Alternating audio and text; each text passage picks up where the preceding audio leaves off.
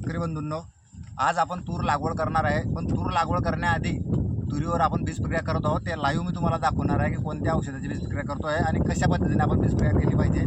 तर आपण आज निवडला आहे पीक पारिजात कंपनीचं पीक या नावाचं प्रोडक्ट आहे. त्याच्यामध्ये 3 घटक आहे. त्याच्यामध्ये पायरोक्लोस्ट्रॉबिन 3.5%, तसंच तुमचं क्लोथिनॅडिन 22% आणि थेरम त्याच्यामध्ये 15%. म्हणजे तुमचं 2 बुरशीनाशक आणि 1 कीटकनाशक या प्रोडक्टमध्ये आहे. आणि याचा जो रंग आहे तो गुलाबी कलरचा, तिथे मी तुम्हाला पुढे दाखवणारच आहे. तर ते अनबॉक्स करून आपण बघू त्याच्यामध्ये काय काय येते. असं या अशा पद्धतीने बाटली येते आणि एक हँड ग्लोव्ज येतात त्याच्यामध्ये, की ते आपण हातात घालून घ्यायचे आहे, कारण की जेणेकरून आपण सेफ्टी राहू, कारण की ते पॉयझन आहे शेवटी. तर शेतकरी बंधूंनो, हे बघा लाईव्ह आता डेमो मी तुम्हाला दाखवत आहे. करू का? तर अशा पद्धतीने आपण हँड ग्लोव्ज हे घालून घ्यायचे आहे. आता आपण लागवडीसाठी कोणती तूर निवडली ते पण मी तुम्हाला दाखवून देतो आहे. एक चारू आणि दुसरी आहे gold 100, green gold company gold 100. तर आपण आधी चारूला आपण बीज प्रक्रिया करून घेणार आहे. ते आता हे औषधाचं जे प्रमाण आहे ते 1 किलोला आपण 3 ml प्रमाणे हे बीज प्रक्रिया करणार आहोत.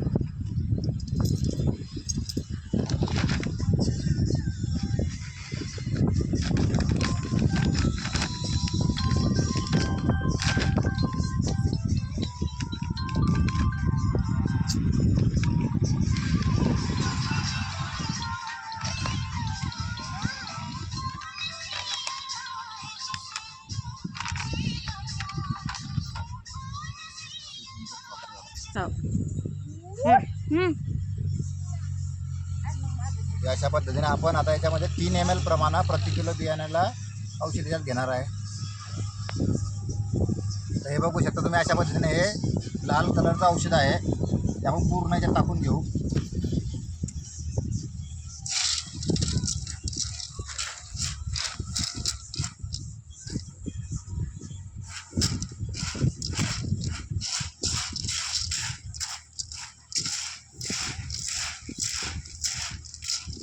जोपर्यंत बियाणं आपलं पूर्ण प्रमाणे गुलाबी कलरचं दिसत नाही तोपर्यंत समजून जायचं की आपले औषध लावली गेलेली नाही आहे.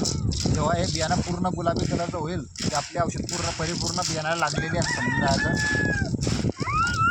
बियाणाला औषध पूर्ण लावल्यानंतर शेतकरी बंधूंनो, याला सावलीमध्ये आपल्याला सुकू घालायचं आहे, उन्हात सुकू घालायचं नाही आहे.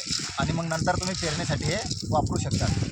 बियाण्याची बीज प्रक्रिया करणं म्हणजे आपल्या बियाण्याला बीज संस्कार देणे आहे. म्हणजे बाल संस्कार जसे आपण आपल्या मुलाला देतो त्याच पद्धतीने याला बीज संस्कार देणे आपण म्हणतो, की जेणेकरून आपल्या तुरीला मर रोगापासून संरक्षण होईल, तसेच रस शोषक किडीपासून संरक्षण होईल. आणि जे काय कीटक जमिनीतले उद्भवणारे असतात, खाणारे घुमणी अळी असो किंवा कोणत्याही प्रकारचे जमिनीतून खाणारे कीटक असो, ते आपल्या तुरीला लागत नाही आणि आपलं बियाणं चांगलं राहते आणि जर्मिनेशन फास्ट होते. तर आता हे पण तुम्ही बघू शकता, हे बघू शकता की पूर्णपणे बियाणं आता आपलं गुलाबी कलरचं झालेलं आहे. हे परिपूर्ण आपण बियाण्याला प्रक्रिया झालेली असं गृहीत धरू.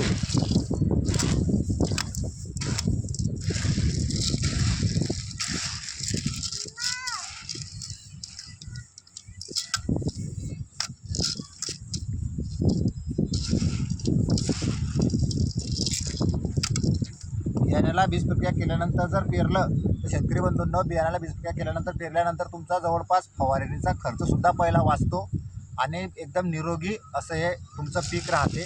त्याच्यामुळे बीज प्रक्रिया करूनच तुम्ही बियाणं पेरणी केली पाहिजे. धन्यवाद. हेच तुम्हाला डेमो लाईव्ह मी दाखवणार होतो. जर तुम्हाला ही माहिती आवडली असेल तर आपल्या चॅनलला सबस्क्राईब करा आणि आपल्या व्हिडिओला लाईक करा. धन्यवाद.